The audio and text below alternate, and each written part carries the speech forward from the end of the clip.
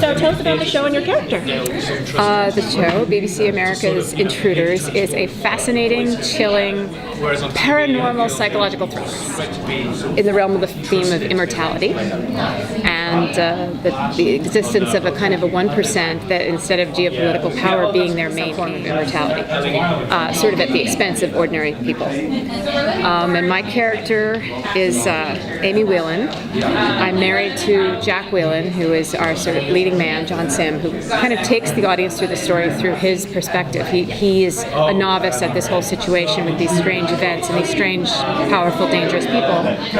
But I start to act very strange and exhibit all these odd behavior patterns that I've never exhibited before. You'll see this in the pilot, like, all of a sudden I'm listening to a kind of music that I never liked, dancing to it in a kind of arcane style. And I'm obviously in the grip of a very painful internal struggle. Like you see me, I'm kind of always sad and kind of broken-winged bird. But you don't know what I can't communicate it. I can't say what's going on with me. And then I go missing. And Jack starts to look for me just as an old high school buddy of his comes to find him and say, hey, there are some strange things going on involving this murder and these people, and I think somehow your wife is mixed up in it. And so he doesn't know if I'm having an affair or what is going on, but he goes on this hunt to find me and find out what's happening, and that's how we begin. And then there's the James Frayne character, who's a kind of agent, kind of a covert agent who performs various kind of wet work and very dangerous. But everyone in the story is not exactly as they seem in the beginning. All of them have another side. So whereas James seems like a stone-cold killer, after a while his character, whose name is Richard Shepard, starts showing this humanity.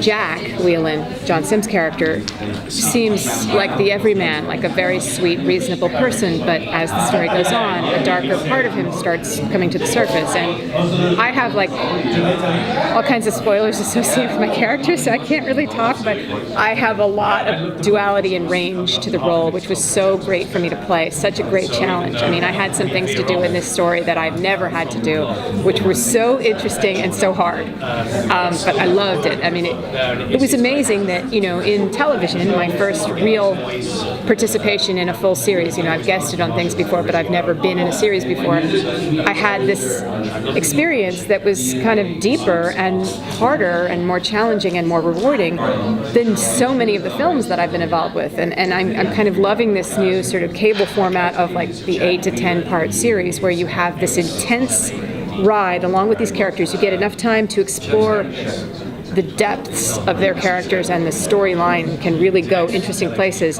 but not so much time that it thins out and peters out and the plot gets thin. So it's really intense. Like, I want to binge watch the whole thing. Like, when I see the first 2 episodes, I've only seen the first 2, and I now have the third sent to me in my inbox today, but I haven't had time to watch it because I just flew in this morning. But I just want to sit there and be able to watch the entire thing on DVR. Like, okay, what's the next one? Because I am drawn in. It's not even what I remember. Like, when I watch it, I'm like, this is so creepy. What's happening? So. Awesome.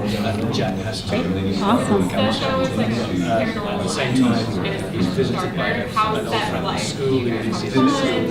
We have as much fun as possible when you're doing really dark scenes. Like, sometimes the scenes are so dark that you just have to get through them. Like, there was one where I'm lying on the floor in a pool of blood, crying and sobbing in pain, and that that was a day I just wanted to get past. But we do have a lot of fun with each other.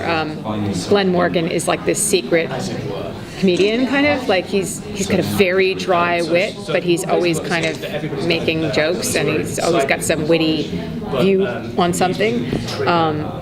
Ed Sanchez, Eduardo Sanchez, who's the one who did the Blair Witch Project and our first 4 episodes, the director, he is a really warm, personable guy, and he's always got a smile on his face, and so he kind of kept the mood light even when we're doing the darkest of topics. So yeah, we did have fun. You've got to work it out. You talked about challenges with this character. What specific challenges did you have when preparing for this role?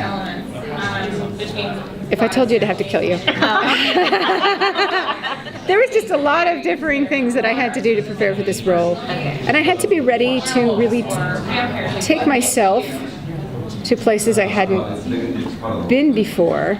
If you look at my filmography, Most of the characters I play are almost immediately simpatica, kind of accessible, good eggs, right? They're kind of, yeah, she's a good person. Like, you know right away, yeah, you know, she's likable, she's good, she's not really, she's not cold, or she's not capable of evil, or whatever. In this story, I kind of run the range of human behavior and get to play stuff that is far stronger and darker and more Machiavellian than anything I've ever played, but also tragic and vulnerable and in love. And there's this really amazing confluence of things I had to do. I also had to learn several, well, not several languages, but I had to speak in several languages in the story. I think if you've seen the extended trailer, you see a little bit of where I'm speaking Russian, where I'm in the bed and I'm doing this thing, and I'm saying in Russian, this is not my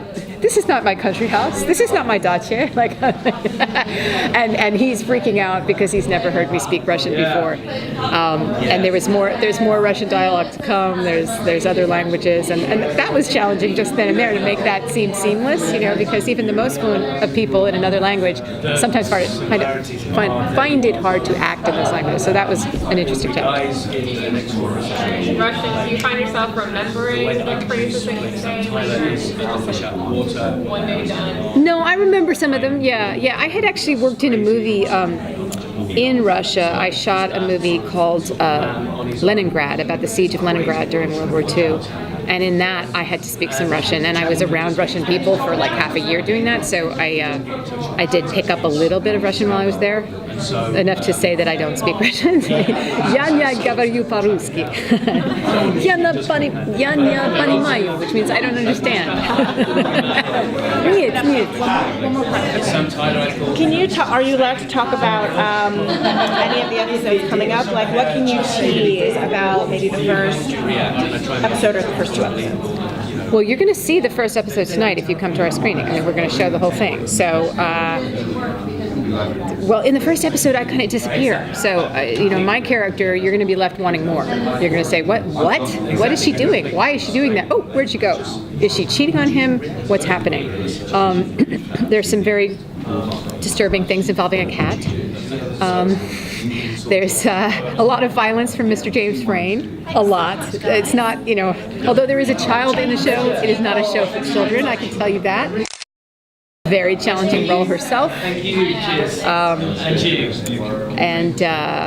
you will be left with more questions than answers in the first episode, but that's how it should be, because it's supposed to be kind of like a little trail of clues that hooks you, and then you're going to follow it down the rabbit hole. And by the end of the season, you will have many answers, although not all. I still have questions. I want to know more about certain aspects of it, but you'll certainly know a ton more than you do at the beginning, and that's how it's meant to be.